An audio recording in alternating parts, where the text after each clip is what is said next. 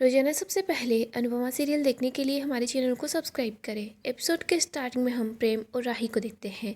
राही बोलती है जो बच्चा जन्म से अपना नहीं होता उसको कोई सगा नहीं मानता, कोई प्यार नहीं देता। प्रेम कान्हा जी की जैसी किस्मत सब लोगों की नहीं होती, आखिरकार खून अपना रंग दिखा ही देता है। प्रेम, अगर मम्मी ने मुझे जन्म दिया होता तो क्या तब भी वो मेरे साथ ऐसा ही करती? मुझे तो मम्मी की वजह से डर लगने लग गया है। प्रांशी मेरा अपना खून नहीं है, कहीं आगे जाकर मैं उसके साथ ऐसा कुछ ना कर दूँ। सिर्फ उनकी वजह से मेरा रिलेशन, मेरा ससुराल, मेरा मायका सब कुछ इफ़ेक्ट हो रहा है, यहाँ तक कि मेरा और प्रांशी का रिश्ता भी। लोग कहते हैं अगर दर्द हद से ज़्यादा हो जाए तो वो बेदर्द हो जाता है, और मम्मी की इस थप्पड़ ने भी मुझे बेदर्द बना दिया है। इसीलिए आज से मुझे सब कुछ समझ आ गया है। उनसे प्यार की उम्मीद रखना ही मेरी सबसे बड़ी गलती थी। इसीलिए आज से उनसे मेरा कोई भी रिश्ता नहीं है, ना वो मेरी माँ है और ना ही मैं उनकी बेटी हूँ। प्रेम ये सुनकर काफ़ी हैरान हो जाता है। इधर राही बोलती है जो दोस्ती निभाने के लिए अपनी बेटी का दिल तोड़ दे वो माँ नहीं हो सकती। दिल और उम्मीद उन्होंने तोड़ी है और रिश्ता मैं तोड़ रही हूँ। प्रेम, आज मैं फिर से अनाथ हो गई हूँ। प्रेम बोलता है राही तुम समझने की कोशिश करो। राही बोलती है कोई बात नहीं है प्रेम, अब मैं तुम्हारा साथ दूंगी। तुम अपना कैफ़े खोलो, मैं तुम्हारे साथ हूँ। मैं अनुपमा जोशी को दिखाना चाहती हूँ कि अब मैं उन पर आंसू बहाने वाली राही नहीं हूँ। मैं उनको दिखाऊंगी कि मैं बदल गई हूँ। इधर हम अन्नू को देखते हैं। वो बोलती है सर, सबको ऐसा लगता है कि मैं बदल गई हूँ। वो सोचते हैं कि मेरा दिल पत्थर का बन गया है, लेकिन ऐसा नहीं है। सर, सच बात तो ये है कि मैं थक चुकी हूँ। मैंने सब लोगों की खुशियों के लिए अपने मन को मारा। मैं बा को और बा के उन 4 लोगों को सफाई पे सफाई देती गई। मैंने बच्चों की हर जीत मानी। सर, जब तक हम बच्चों की हर जीत मानते हैं, उनकी हर बात को मानते हैं, तब तक माँ बहुत ज़्यादा अच्छी है। और जिस दिन माँ बच्चों की बात नहीं मानती तो उस दिन माँ बुरी बन जाती है। लेकिन सर, मैं बुरी माँ नहीं हूँ। मैं पूरी दुनिया को ये साबित कर दूंगी कि मैं बुरी माँ बिल्कुल भी नहीं हूँ। मैं राही के गुस्से को प्यार में बदलूंगी, उसको उसकी गलतियाँ याद दिलाऊंगी। उसको मैं उसकी वो परवरिश याद दिलाऊंगी जो मैंने और अनुज ने साथ मिलकर उसको दी थी। बच्चों को अच्छा इंसान बनाने का कर्तव्य माँ का होता है, और राही की मम्मी अपना कर्तव्य ज़रूर निभाएगी। आगे हम श्रुति को देखते हैं जो काफ़ी ज़्यादा खुश होती है। वो यहाँ पर बोल रही होती है कि मैंने इतने सालों में क्या कुछ नहीं देखा, लेकिन अपनी बेटी की आंखों में नफ़रत पहली बार देखी है। और ये नफ़रत मेरे लिए नहीं, अनुपमा जोशी के लिए है। अब ही बस मुझे तसल्ली मिलने वाली है। इसके बाद मैं प्रेम और आध्या को लेकर यहाँ से बहुत दूर चली जाऊँगी। राही, मैं तुम्हारे लिए एक क्या 4 कैफ़े खोल सकती हूँ बेटा। इतने सालों से जो प्यार मैंने अपने दिल में दबा कर रखा हुआ है वो अब मैं सब तुम पर लुटाऊँगी। थैंक यू अनुपमा, तुम्हारी जिद ने मेरी बेटी को तुमसे दूर और मेरे और भी ज़्यादा करीब कर दिया है। अनुज, तुम और आध्या पहले मुझे छोड़कर अनुपमा के पास चले गए थे, लेकिन अब मेरी आधू हमेशा के लिए मेरे पास आ जाएगी। फाइनली मेरी भी फैमिली होगी। आधू, प्रेम और मैं कभी अकेली नहीं रहूँगी, कभी भी नहीं। अगली सुबह हम अनु को देखते हैं जो सूर्य को जल अर्पित करती है। वो बोलती है सूर्य देवता, आप तो पूरे संसार के अंदर उजाला करते हो, मेरे घर में भी उजाला कर दो। मेरे परिवार में सुख शांति बनाए रखिएगा, और आप मुझे बहुत सारी हिम्मत और आशीर्वाद दीजिएगा। मुझे आशीर्वाद दीजिएगा कि मैं जिस रास्ते पर चल पड़ी हूँ ना, उस रास्ते पर कभी भी अंधेरा ना हो। आगे हम कोठारी हाउस का सीन देखते हैं। यहाँ पर सब लोग मिलकर श्रीनाथ जी की आरती करते हैं। यहाँ पर हम देखते हैं मोटिबा आरती का थाल श्रुति को दे देती है। वो बोलती है कि आप हमारी मेहमान हैं। यहाँ श्रुति, राही और प्रेम तीनों साथ मिलकर आरती करते हैं। राही आरती खत्म होने के बाद शंख बजाती है। इधर गौतम बोलता है मोटिबा ये कौन सी जंग का ऐलान करने वाली है। मोटिबा बोलती है अभी पता चल ही जाएगा। इधर राही बोलती है रात बहुत ज़्यादा लंबी थी, लेकिन सवेरा हो ही गया है। शु, अब हम लोग ज़्यादा टाइम वेस्ट नहीं कर सकते, हमें जल्दी ही कैफ़े खोलना होगा। शु, आपने जो लोकेशन डिसाइड की थी क्या हम उसको आज जाकर देख सकते हैं? श्रुति बोलती है हाँ, क्यों नहीं। इधर राजा बोलता है भाभी आप और प्रेम भाई आराम से जाइएगा, प्रांशी को मैं संभाल लूँगा। वैसे भी अब हम दोनों की बहुत अच्छी दोस्ती हो गई है। राई बोलती है थैंक यू राजा। इधर मीता बोलती है कि राजा अब तू घर बैठकर इसके डायपर चेंज करेगा।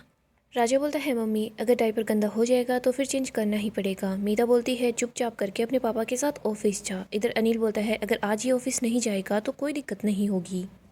राजा बोलता है थैंक यू पापा, और वैसे भी देखो प्रांसी के साथ रहकर मेरी भी प्रैक्टिस हो जाएगी। सब लोग परी को देखने लग जाते हैं। परी बोलती है कि ऐसा कुछ भी नहीं है। राजा बोलता है फिलहाल तो कुछ नहीं है, लेकिन फ्यूचर में तो होगा ही ना। परी बोलती है राजा ये डिस्कशन हम दोनों ही कर सकते हैं, और वैसे फ़िलहाल मेरा कोई भी प्लान नहीं है। तो मोटिबा बोलती है फिर प्लान बनाओ ना। मोटिबा बोलती है एक तो ये महारानी है जो तैयार नहीं है, और फिर तुम भी हो गई हो जो तैयार नहीं हो। तुम लोग एक बात बताओ, क्या हमारा खानदान आगे बढ़ेगा या फिर नहीं बढ़ेगा? इधर परी बोलती है, मोटी माँ मैंने अभी अभी तो बुटीक को स्टार्ट किया है। राजा बोलता है, कोई बात नहीं है परी, तुम बुटीक को संभालो और जब बेबी आ जाएगा ना तो बेबी और घर को मैं संभालूंगा, तुम बुटीक को संभाल लेना। मीता बोलती है, राजा अपनी बकवास बंद करो। परी बोलती है, राजा तुम मजाक कर रहे हो ना, सीरियस नहीं होना, तुम्हें पता है ना बच्चों की रिस्पॉन्सिबिलिटी कितनी बड़ी होती है। राजा बोलता है, तुम बोलो तो मैं तो अभी से प्रैक्टिस करना स्टार्ट कर दूंगा, तुम्हारा टिफ़िन भी रेडी कर दूंगा। मीता बोलती है, बस कर दो, मैं ये सब कुछ नहीं सुनना चाहती, मेरा बेटा नौकर बन गया है, अब नौकर से ये सारे काम भी करेगा। मोरिबा बोलती है, तुम सब लोग बस कर दो, मैं तुम लोगों को एक बात और बता रही हूँ, हमें हमारे घर के अंदर एक को जोरू का गुलाम नहीं चाहिए, बेटे बेटे की तरह रहेंगी और बहू बहू की तरह। यहाँ पर हम देखते हैं प्रेरणा भी पहुँच जाती है, वो बोलती है अभी अभी आरती हुई है, वो बोलती है गुड मॉर्निंग मैम। इसके बाद वो श्रुति को कुछ फाइल्स देती है और बोलती है कि सब कुछ मेरे और प्रेम के नाम पर है, आपको कुछ भी नहीं करवाना पड़ेगा, आप एक बार क्रॉस चेक कर लीजिएगा। श्रुति बोलती है, मैं अपने लॉयर से बात करूंगी। प्रेरणा बोलती है, लॉयर से? श्रुति बोलती है कि हाँ, मेरी कंपनी अगर इतना इन्वेस्टमेंट कर रही है तो मुझे अपने लॉयर से तो बात करनी होगी। मोटिबा बोलती है, श्रुति जी आप बिल्कुल सही बोल रही हैं, आपको हर चीज़ को चेक करवाना चाहिए, ये व्यापार है, व्यापार में तो हर चीज़ को 100 बार चेक करना चाहिए। श्रुति बोलती है, राही बेटा फाइल को श्रीनाथ जी के चरणों में रखकर आशीर्वाद ले लो। राही, इसके बाद मैं अपना काम स्टार्ट कर दूंगी। इधर राही फाइल को श्रीनाथ जी के चरणों में रखती है। दूसरी तरफ श्रुति बोल रही होती है, प्रेम तुमने अपने मेन्यू के बारे में मुझे नहीं बताया। प्रेम बोलने लगता है, तभी इधर प्रेरणा बोल रही होती है, लेकिन श्रुति जानबूझकर प्रेरणा को इग्नोर करती है। श्रुति बोलती है, प्रेम तुम अच्छे से जानते हो कब से क्या कुछ चल रहा है, इससे अच्छा यही होगा कि तुम खुद से ही मुझे सब कुछ एक्सप्लेन कर दो। श्रुति बोलती है, राही प्रेम तुम दोनों रेडी हो जाओ, हम तीनों को चलना है इंटीरियर के कॉन्ट्रैक्टर से बात करने के लिए। राही बोलती है, और प्रेरणा? श्रुति बोलती है, हाँ प्रेरणा, मेरे पास तुम्हारे लिए बहुत सारे काम हैं, मुझे तुम्हारे पूरे स्टाफ की लिस्ट चाहिए, तुम सब कुछ मैनेज कर लोगी ना प्रेरणा? राही बोलती है, ये सब कुछ मैनेज कर लेगी, बस जल्दी से जल्दी कैफ़े खुल जाना चाहिए। आगे हम पंकु को देखते हैं, जो घर आता है वो बताता है कि दीदी मैं आ गया। अनु बोलती है कि अच्छा हुआ, जयू का पहला दिन है ना स्कूल का, वो रोई तो नहीं ना? पंकु बोलता है, क्या रोना उसका। स्कूल के गेट के पास पहुंचते ही वो हंसते खेलते अंदर की तरफ चली गई, उसने तो मुझसे बात तक नहीं की, उसने वहाँ पर दोस्त बना ली। इधर अनु बोलती है कि जयू भी कमाल की ही है, इतनी जल्दी भी दोस्त बना लेती है, अच्छी बात है। बच्चे पल भर में ही दोस्त बना लेते हैं, पल में ही दुखी हो जाते हैं, पल में ही खुश हो जाते हैं। फिर अनु को राही की बातें याद आने लग जाती है। अनु अपने बैग में टिफ़िन बॉक्स पानी की बोतल डाल लेती है। वो बोलती है कि दिग्विजय जी कैफ़े के लिए पेपर्स रेडी करवा रहे हैं, हमें सारी की सारी तैयारियां करनी है, 2 दिन के अंदर कैफ़े खुल जाना चाहिए बंकू। तभी यहाँ पर माही और किंजल आ जाते हैं। उन दोनों को देखकर अनु काफ़ी परेशान सी हो जाती है। अनु बोलती है, बेटा तुम दोनों सुबह सुबह यहाँ पर, सब कुछ ठीक तो है ना? कल रात के बाद जो कुछ भी हुआ सब ठीक है ना? माही बताती है कि बाबूजी ठीक है। किंजल बोलती है, हाँ उनका बस थोड़ा सा मूड ख़राब है, बाकी सब कुछ ठीक है। अनु को थोड़ा अच्छा लगता है। अनु बोलती है, फिर तुम दोनों सुबह सुबह इतनी जल्दी यहाँ पर, बात क्या है बताओ, देखो मेरा दिल बैठा जा रहा है। किंजल बोलती है, मम्मी माही ने कोठारी के यहाँ। अनु बोलती है, क्या? आगे हम कोठारी हाउस का सीन देखते हैं। मोटिबा बोलती है, गौतम जी किस चीज़ के पेपर्स हैं? गौतम जैसे ही पेपर्स खोल कर देखता है तो वो देखता है कि डाइवोर्स का लीगल नोटिस है। गौतम बोलता है, लीगल नोटिस? डाइवोर्स का? माही ने मुझे डाइवोर्स के लिए नोटिस भेजा है। मोटिबा ये सुनकर काफ़ी हैरान हो जाती है। मोटिबा बोलती है, ये माही ने नहीं भेजा है, माही की इतनी हिम्मत ही नहीं है कि वो हमारे खिलाफ जा सके, उन्होंने कल की बेइज्जती का बदला लेने के लिए ये भेजा है। वो अनुपमा जी ही है जिन्होंने ये सब कुछ किया है। आगे हम माही को देखते हैं, जो अनु के पास जाती है, उसको गले लगा लेती है। माही बोलती है, अनु माँ मैंने डाइवोर्स पेपर्स तो भिजवा दिए हैं, लेकिन अनु बोलती है, लेकिन तुम्हारे दिल में बहुत सारे सवाल आ रहे हैं, तुम यही सोच रही हो ना मुझे इस रिश्ते से आज़ाद होना है। मैं इस रिश्ते से आज़ाद तो हो जाऊंगी, लेकिन मेरे घर वालों को कोई परेशानी तो नहीं होगी ना? और भी ऐसे कई सवाल होंगे। माही बोलती है, अनु माँ आपको सब कुछ कैसे पता है? अनु बोलती है, माही बेटा जो कागज़ तूने आज भिजवाए हैं ना, वो मैंने कई साल पहले भिजवाए थे। देख तुझे ऐसा तो नहीं लग रहा ना कि डाइवोर्स के बाद तू अकेली रह जाएगी? तो अकेली रह जाएगी तो क्या करेगी, यही सब कुछ लग रहा है ना? माही बोलती है, इतना सब कुछ नहीं लग रहा, लेकिन कभी कभी लगता है। और फिर मैं आपको याद कर लेती हूँ, मैं इतनी काबिल हो गई हूँ, राही प्रेम किंजल सब लोग मुझे सपोर्ट कर रहे हैं, और वैसे भी उस जालिम के साथ रहने से बुरा तो कुछ हो ही नहीं सकता।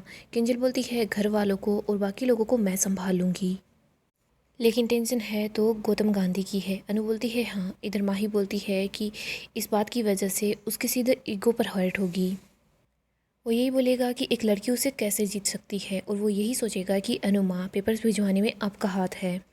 वो मोटिबा को भड़काएगा, कोठारी को सास के खिलाफ कर देगा, और अनुमा इन सब के बीच आपको भी कुछ न कुछ बोलेगा।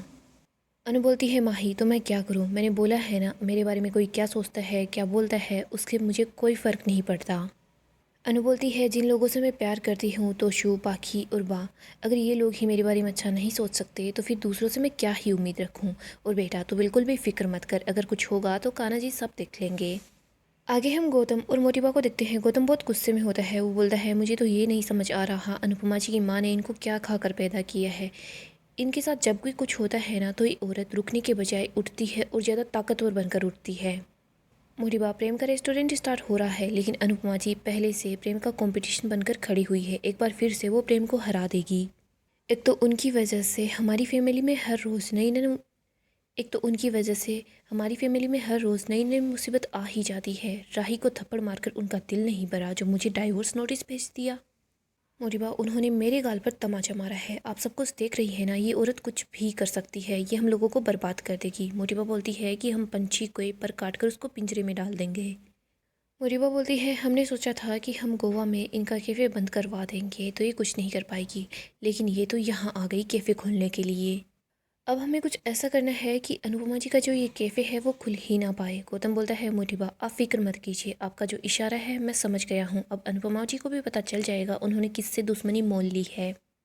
मोटिबा बोलती है हमें किसी को कुछ भी समझाने की ज़रूरत नहीं है, हमें बस अपने टिंकू की जीत और अनुपमा जी की हार चाहिए। हमें उनकी ऐसी हार चाहिए कि ये पंछी फिर से आसमान में उड़ने के बारे में सोचे भी ना। मोटिबा वहाँ से चली जाती है। इधर गौतम को याद आता है कैसे अनुपमा ने गौतम की धुलाई की थी।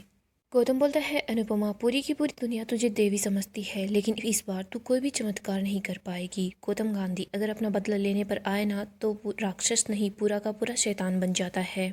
और इस बार मैं तुमसे चुन चुन कर बदला लूंगा, ये मैं तुमसे प्रॉमिस करता हूँ। आगे हम अनु को देखते हैं जो दिग्विजय और बंकू के साथ कैफे के पास आ जाती है। यहाँ पर गौतम भी होता है जिसकी नज़र सिर्फ अनुपमा पर होती है। अनु सामने वाली प्रॉपर्टी को देखती है। उसको याद आता है कि यहाँ पर कोई नए लोग आने वाले हैं। आगे हम अनु को देखते हैं जो अनुज की पिक्चर देख रही होती है। वो बोलती है उफ उफ कपाड़िया जी आप इतने ज़्यादा हैंडसम लग रहे हैं। अब देखिए ना मैं भी जल्दी में आपकी इतनी ज़्यादा हैंडसम वाली पिक्चर लेकर आ गई। अब समझ नहीं आ रहा मैं काम पर ध्यान दूँ या फिर सिर्फ आपको ही देखती जाऊँ। अब कपाड़िया जी आप मुझे ऐसे देखोगे तो फिर मेरा काम में मन कैसे लगेगा, लेकिन आप साथ हो मतलब सब कुछ अच्छा होगा। आप साथ हैं तो आपका और मेरा सपना पूरा होगा। आप साथ हैं तो मुझे किसी का डर नहीं है। आप साथ हो तो मुझे कोई भी नहीं रोक सकता। अनु बहुत ज़्यादा खुश होती है। आगे हम गौतम को देखते हैं जो कि एक आदमी के साथ होता है। वो यहाँ अनु के कैफ़े के बाहर ही होता है। वो उस आदमी को एक्सप्लेन करता है कि उसको क्या करना है। गौतम उस आदमी को एक्सप्लेन कर देता है उसको क्या करना है। तभी वो वहाँ से जा रहा होता है। बाबूजी उसके पास से आते हैं। बाबूजी को लगता है कि गौतम यहाँ पर आया है। बाबूजी सोच रहे होते हैं इस मनहूस आदमी का साया मैं अपने घर पर नहीं पड़ने दे सकता और मैं नहीं चाहता इसकी नज़र अनु के कैफ़े पर पड़े। बस भगवान जी बस ये मेरा वहम होना और कुछ नहीं, आप बस सब चीज़ों का ध्यान रखिएगा। आगे हम अनु को देखते हैं जो अनुज की फ़ोटो को देख रही होती है। वो बोलती है आई लव यू। तभी यहाँ पर बंकू आ जाता है। वो बोलता है ओहो दीदी। बंकू बोलता है दीदी मुझे आप दोनों की कहानी टुकड़ों टुकड़ों में पता है लेकिन पूरी कहानी जानने का दिल करता है। अनु बोलती है तुम एक बार कहानी सुनोगे ना तो बार बार सुनने का मन करेगा। बंकू बोलता है दीदी फिर पूरी कहानी सुनाओ ना। अनु बताती है कि इनको मुझसे जब प्यार हुआ जब मैं तो इनको जानती ही नहीं थी। इनको कॉलेज में मुझसे प्यार हुआ था। ये तब भी मुझसे प्यार करते रहे जब मैं इनके साथ नहीं थी और मैं भी उम्र भर इनसे प्यार करती रहूँगी। बंकू बोलता है दीदी पूरी नहीं आधी भी नहीं, आप मुझे ये बताओ आपकी और अनु सर की लव स्टोरी कैसी थी। अनु बोलती है सबसे अलग थी। अनु बंकू को सब बता देती है कैसे अनुज ने उसको प्रपोज किया था, कैसे उन दोनों की शादी हुई, कैसे अनुज और अनु एक साथ थे, कितने ज़्यादा खुश थे। अनु बंकू को ये सब बता रही होती है। वो इमोशनल से भी हो जाती है। गाइस डेली अपडेट के लिए आप हमारे चैनल को सब्सक्राइब करें, साथ ही साथ वीडियो को लाइक भी करते हैं।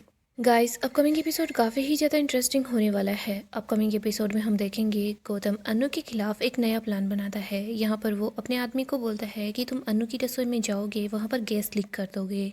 यहीं पर हम कुछ देर पहले देखते हैं अनु की रसोई में ही होती है। तभी यहाँ पर घर का मकान मालिक आता है। वो बताता है कि अनुपमा जी हमने बोला था कि आप उस घर में जब तक चाहो तब तक रह सकती हो, लेकिन क्या है ना नए किराएदार आ चुके हैं तो आपको वो घर खाली करना होगा। अनु बोलती है काका कोई बात नहीं है, आप मुझे ये बता दीजिए घर कब खाली करना है। वो आदमी बताता है कि वो लोग सिर्फ 2 दिन के अंदर शिफ्ट हो जाएंगे तो आपको 2 दिनों में ही घर को खाली करना होगा। ये सुनकर अनु काफ़ी परेशान हो जाती है। अनु बंकू दिग्विजय तीनों यही सोचते हैं कि वो लोग अब कहाँ जाएंगे। इधर हम देखते हैं बापूजी देखते हैं कि अनु की रसोई का दरवाज़ा खुला है। यहाँ पर गौतम का आदमी अंदर की तरफ आता है और वो वहाँ रसोई के अंदर सारी की सारी पाइपलाइन को कट कर देता है। और वो गैस को ऑन कर देता है। इधर हम देखते हैं अनु को नींद नहीं आ रही होती। वो सोचती है कि मैं एक बार अनु की रसोई में जाकर देख लेती हूँ। बापूजी सोचते हैं कि अनु अंदर है। बापूजी अनु को आवाज़ लगाते लगाते अंदर की तरफ आते हैं। इधर हम देखते हैं अनु भी अनु की रसोई में पहुँच जाती है। अनु बोलती है, बापूजी आप यहाँ पर, क्या हुआ, सब ठीक तो है ना? बापूजी बोलते हैं, लेकिन तू यहाँ पर इतनी रात को कैसे आई? तभी उनको पता चलता है कि अनु की रसोई में कोई तो है। बापूजी और अनु दोनों मिलकर उस आदमी को ढूंढने की कोशिश कर रहे होते हैं, बट वो अपना काम करता है और बापूजी और अनु को वहीं पर रसोई के अंदर बंद करके चला जाता है। यहाँ पर हम बा को देखते हैं। बा सोच रही होती है कि गैस की बदबू आ रही है। दिग्विजय भी वहाँ पर आता है और बताता है कि अनुपमा जी घर पर नहीं है। दिग्विजय रसोई का गेट तोड़ देता है और वो अंदर की तरफ आता है अनु को ढूंढते ढूंढते। इधर अनु शीशे को तोड़ने की कोशिश करती है, बट वो नहीं तोड़ पाती। बापूजी को चक्कर आते हैं, वो बेहोश हो जाते हैं। सो दोस्तों, नेक्स्ट एपिसोड काफ़ी ही ज़्यादा धमाकेदार होगा। अगर आपको ऐसे ही अपडेट्स जानना पसंद है तो आप हमारे चैनल को सब्सक्राइब करें, साथ ही साथ वीडियो को लाइक भी कर दें।